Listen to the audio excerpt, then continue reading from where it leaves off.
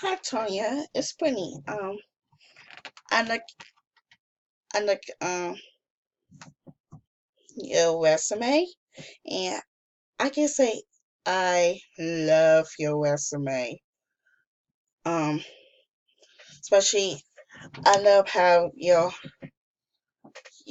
email address is under your name, which is really great, and also your your adjective is really great. Also your skills. And but the only thing I am really impressed is your work history. Like your work history is amazing. Really amazing. The resume content, amazing. You put a whole lot of time for your resume, which is really great though. So kudos to you. Um, I found nothing wrong, and I hope future employers will read your resume because they will say the same thing I'm saying.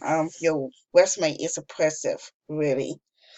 So I really enjoy, and I like how you list your transferable skills at the very beginning of your resume, which is good. But yeah, it's very good. It's also yeah, it was very easy to review. So very good points. Keep up the good work.